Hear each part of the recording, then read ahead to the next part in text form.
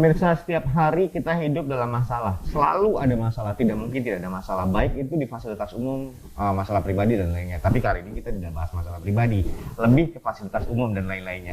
Nah, tadi Ibu Tinslela sempat menyinggung bahwa ternyata kita sudah mulai menerapkan era digitalisasi, sudah beradaptasi dengan teknologi dan lain-lainnya. Bahkan parkir sekarang juga kalau bisa dimanfaatkan non tunai, sudah pakai QRIS, bisa scan barcode, langsung transfer, jadi tidak perlu menunggu kembalian. Jadi jangan berharap tidak akan pernah ada lagi dikasih 5.000 parkirnya hilang ya.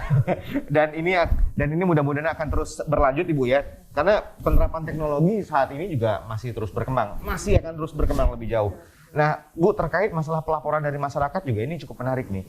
Bukan cuma soal parkir dan lain-lainnya, fasilitas umum juga masyarakat juga melaporkan ke Dinas Perhubungan, lampu jalan atau apapun itu, keluh kesah yang sempat saya baca beberapa di websitenya Dinas Perhubungan adalah soal itu. Apakah itu juga masih dilakukan untuk menerima aduan langsung ke nomornya Ibu, ke Gencil atau ke Dinas Perhubungan? Ya, namanya pelayanan, melalui apapun kita tetap akan melakukan apapun. Melalui Gencil, melalui Facebook Dishub, melalui IG Dishub, melalui HP saya juga tidak apa-apa. Biasanya seperti itu. Dan kemudian untuk memberikan pelayanan terbaik tentang penerangan jalan umum, nah kami sedang merancang untuk inovasi agar apabila dalam suatu lokasi lampunya ada yang mati atau padam, itu langsung masuk ke linknya ke HP Android dan akan berbunyi alarm. Nah lokasi itu akan muncul, akan nampak oh lokasi ini berarti ada lampu yang padam yang perlu diperbaiki esok harinya. Kalau malam hari ya, tapi kalau dia pagi langsung diperbaiki. Itu intinya saya tidak mau pengadu itu menunggu lama, karena bagaimanapun kita adalah pelayan mereka. Betul, terima kasih Bu. Ini hal yang sangat baik pemirsa, bagaimana respon cepat yang dilakukan oleh Dinas Perhubungan untuk menangani keluhan-keluhan dari masyarakat. Dan Bu, tegaskan sekali lagi, banyak sekali parkir-parkir liar yang ada di Pontianak, dimanapun itu, tidak punya rompi, tidak punya ID card. Apakah kita boleh tidak membayar mereka? Ya, sebagaimana tadi saya sampaikan, apabila ditemukan jukir yang tidak memiliki identitas, seperti rompi biru ya, dan ID card-nya Dinas Perhubungan, itu berarti jangan dilayani. Apabila mereka menagih, masih memaksa, kami siap untuk melaporkan yang bersangkutan kepada pihak yang berwajib. Kalau mereka tidak mau dibina, tapi kalau masih mau dibina oleh Dinas Perhubungan, ya mereka harus melakukan hal-hal yang baik.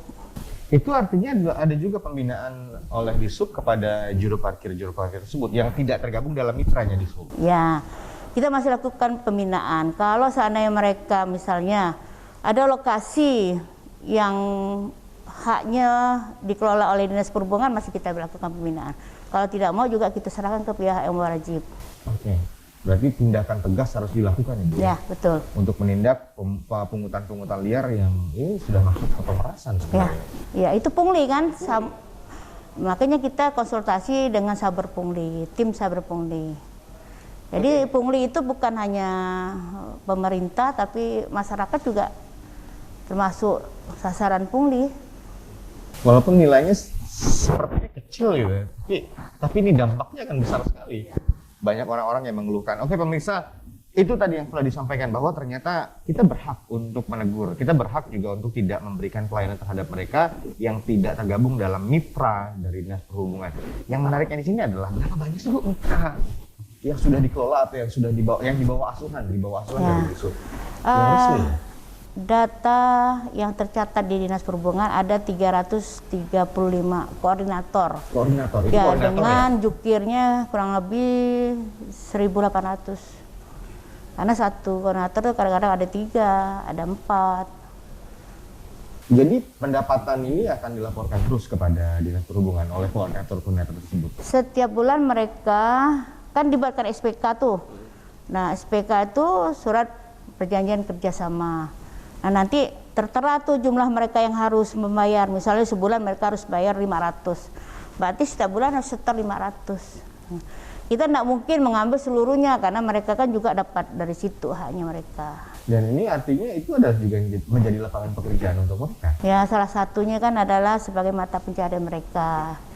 Namun tetap ada juru parkir liar yang menolak untuk dibina oleh Dinas Perhubungan. Kadang-kadang seperti itu, karena mereka inginnya semuanya ambil mereka gitu.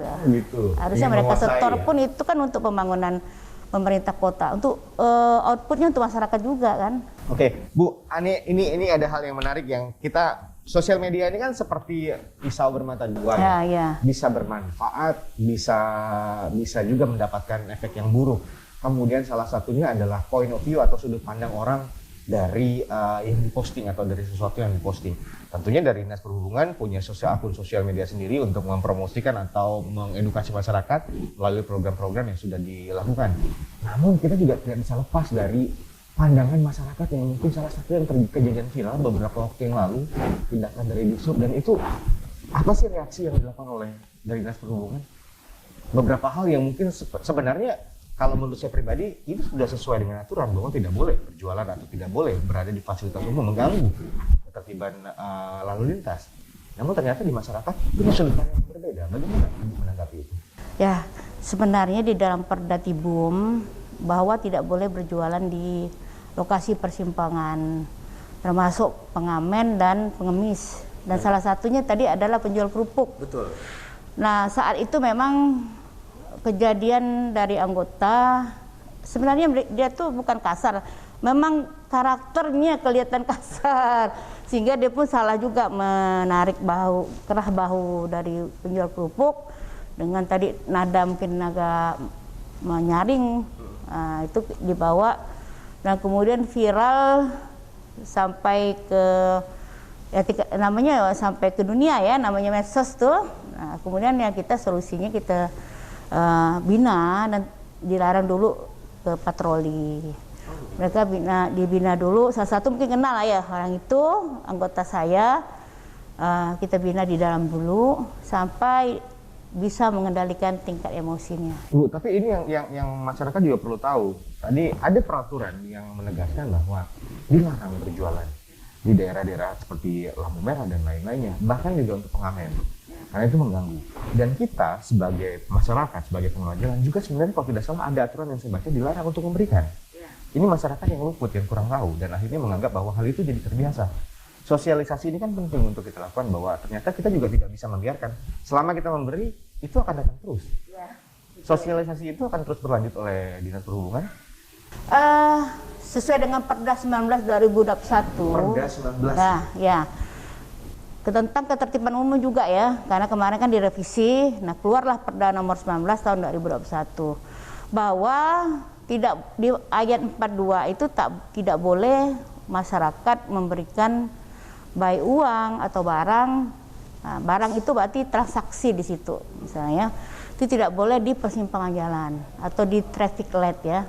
Nah, karena itu sangat membahayakan bagi pemilik kendaraan, pengguna kendaraan. Nah, itu kalau masih juga dilakukan oleh masyarakat, itu ada sanksi 500.000. Yang boleh melakukan itu adalah Satpol PP atau Tipiring. Kita mensosialisasikan melalui CCTV dan speaker kita di persimpangan jalan. Ada perubahan sedikit lah ya, walaupun kita sadari masyarakat Pontianak ini sangat murah hati. Betul. Murah hati dan belas kasihannya luar biasa. Hanya salah kalau diberikan di lokasi persimpangan. Bagus diberikan ke donasi di masjid dan sebagainya. Itu salah satunya bisa membantu orang yang tidak mampu. Oke, terima kasih Bu. Ini jawaban yang sangat gamblang sekali yang diberikan oleh Ibu Tin Srena, bahwa kita tidak bisa melihat suatu masalah itu hanya dari sudut pandang kita. Tidak hanya bisa dilihat dari hanya sudut emosi kita saja, tapi banyak hal lain. Kita hidup berdasarkan aturan.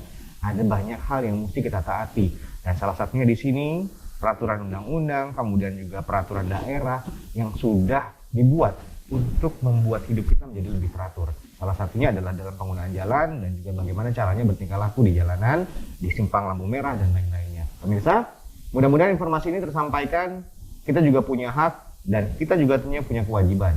Tadi Matalena sudah diluncurkan, inovasinya masih terus berjalan. Setelah ini kita akan membahas mata lainnya. Jangan kemana-mana, tetap di Galih Talk Show.